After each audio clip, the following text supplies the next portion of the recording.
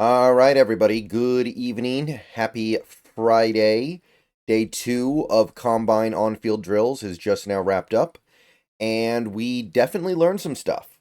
Interesting group that went today. We had cornerbacks, we had safeties, and we had tight ends. So basically what they do, they finish the defense because yesterday they did the front seven. So today they do the secondary, and then they bump over to tight end, and then that clears the way for them to continue doing the rest of the offense for the rest of the combine. So, um, definitely a clear dichotomy for me in terms of which positions are considered to be good and which positions are considered to maybe be not so good in this class. And some of the things that I saw out there on that front actually surprised me, although it is worth remembering that a lot of the best players at these positional groups did not do anything, or at least they didn't do anything measured. Cornerback in particular, most of the top cornerbacks in this class didn't do anything, and at the very least, the two top tight ends in this class also didn't do anything. So, it was a little bit of a disappointment in some regards, but we did see some cool stuff. We're going to start, this first video is going to be all about the cornerbacks, and then in a couple hours we'll do safety, and then tight end, which, like yesterday, takes us much later into the day than I'm used to, but so be it. This only happens once a year anyway. So, cornerback went first, and again, a lot of the top cornerbacks didn't really do anything, and some of them did very little. Like, just as an example, I feel like most of the top cornerbacks, like maybe the top 4 or 5 cornerbacks in this draft, didn't run a 40, and I think maybe even less of them did the jumps. So it was definitely one of those things where you're trying to find guys you like in day 2 and on, rather than getting to evaluate the top. So what I can say though, I don't think this was a bad day for the corners at all, regardless of the fact that some of the top guys sat out. There was some serious speed on display here. And obviously, speed's not everything, but speed is very important for defensive backs. So early on, there was this one cornerback, the first guy who ran. I can't remember his name off. I think no, it was I think it was Trey Amos. He was either the first or second guy who ran, and he ran a 4.43. And I was like, oh, that's going to be really good. That's going to be one of the best times we see today. It was not, because players just kept running fast 40s. Another guy who went really early ran a 4.5, and I remember thinking that was okay, but by the end of the day, it didn't look okay. Because, I mean, look on the screen right now. Look at what's on the screen right now. You've got Maxwell Hairston, who is definitely the star of the show with his 4.28 time, number 1. Let me zoom in here a little bit, actually, so you guys can see it a little bit better. But Maxwell Hairston was great, not just with the speed. I mean, if you take a look at his overall performance, 4.28, 1 5 10 yard split, so great acceleration, and his jumps were awesome. 49.5 inch vert, 10-foot 9 inch broad. The drills, which again aren't really measured by any kind of number, he looked natural, flipped his hips well. Um, he cracked the ball well to my eye. Maxwell Hairston made himself some money today for sure.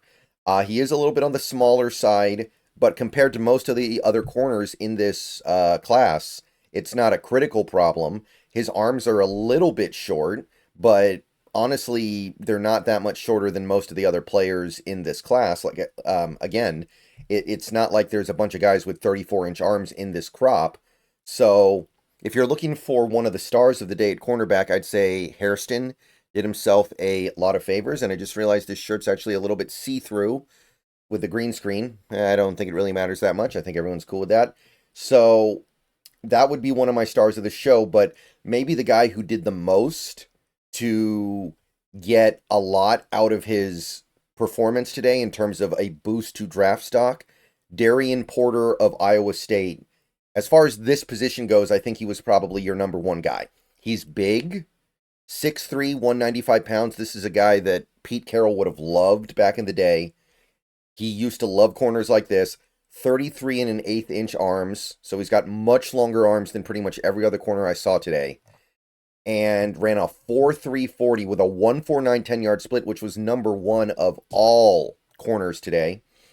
36.5 inch vert is just okay, but the it's almost an 11-foot broad jump, so that's really good. So he was one of the most athletic corners on display today. His size and athleticism combination is gonna really, really get some team excited. I don't know who, but somebody's gonna love Darien Porter. So those would probably be the two standout stars of this category. But big picture wise, I mean, look at all this. Look at all these times that were 440 or lower, 4.4 speed or lower. You've got, what, 8 guys? And some of the guys who ran plus 440 barely. And some of the guys who ran plus 440 are also somewhat bigger guys, so them running a plus 4.4 is a little more acceptable.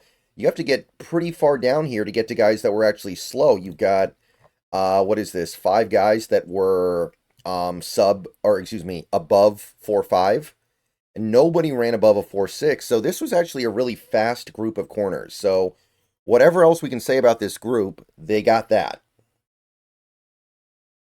All right, so I already talked about the 2 guys that really, I think, boosted their draft stock.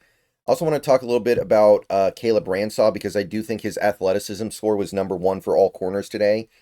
Somewhat bigger, almost 200 pounds, 5'11", is short-armed, but 4.33 speed, 1.52 split, 40-inch vert was, I think, #1 for all corners today. So he's got a lot of explosiveness.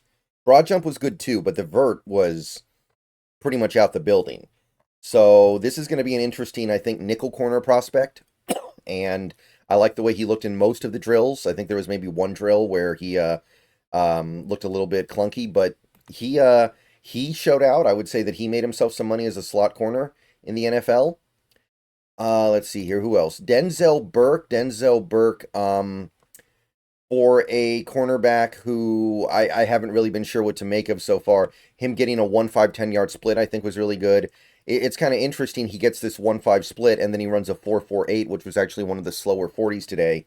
I wonder if maybe he just kind of had a little bit of an off day and he wasn't able to finish the run like he's used to, because usually if you get a 1.5 flat 10-yard split, you're getting closer to that, like that 4.35, 4.36 territory, I feel like. So that's an interesting one as well.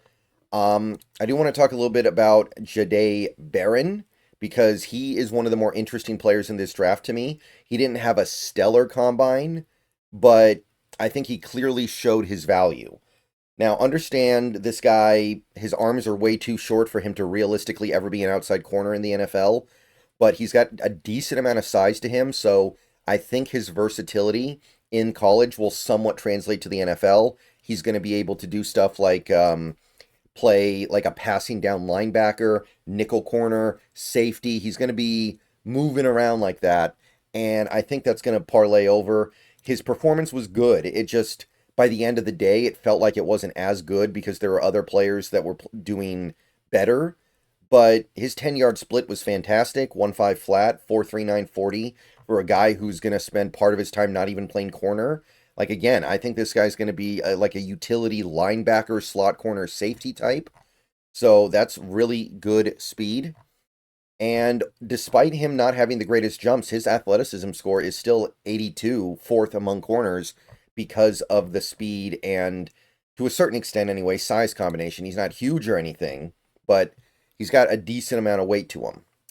So I guess one thing that I was a little more mixed on that I would like to comment on before the end of this video would be another potential Seahawk target, Kobe Bryant. A lot of Seahawks fans like this guy. A lot of buzz around him. I know the Seahawks have met with him at the combine.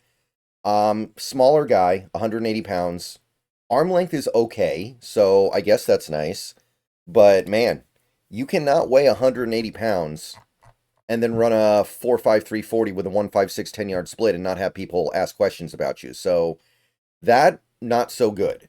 Yeah, so if you're a Kobe Bryant fan, you can't be loving that. That's going to push him down in the draft, and it's going to make his viability in the NFL a little bit harder to imagine. I will say, I think he looked good in the drills. I think he looked natural moving in space. The drill where you flip your hips, the drill where you're backpedaling. I thought that looked fairly smooth. It's just, is he going to be able to keep up at the NFL level with a 40-yard dash like this at corner? Maybe, like the other Kobe Bryant, he moves to safety at some point. I don't know, but This is going to be a hard sell. 4.53 40-yard dash at 180 pounds.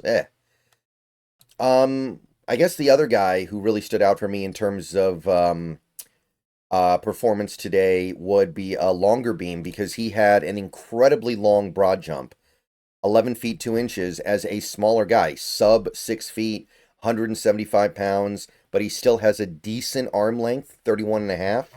Ran fast, had a really good 40, had a great 10-yard split. Vert was good, but the broad jump was out of this world. So a lot of athleticism here. It's a little bit hidden, I feel like, but this shows tremendous explosiveness on longer beam's part.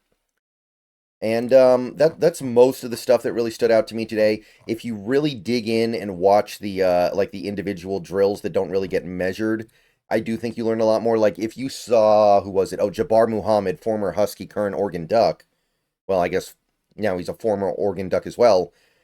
He does not look comfortable moving around in space at all. He looks really awkward when he's in his back pedal.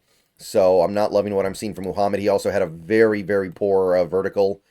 And I believe his broad jump was also pretty forgettable. Did he even do it?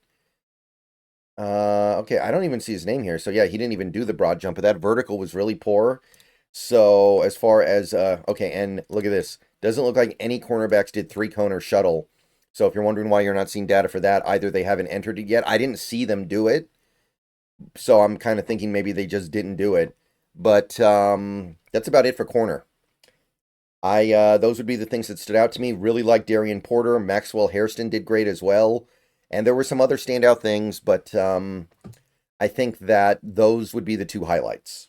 All right, let me know what you guys think. Another video coming in a couple hours. See you guys soon. Go Hawks. Cornerbacks down. Moving on to safety next.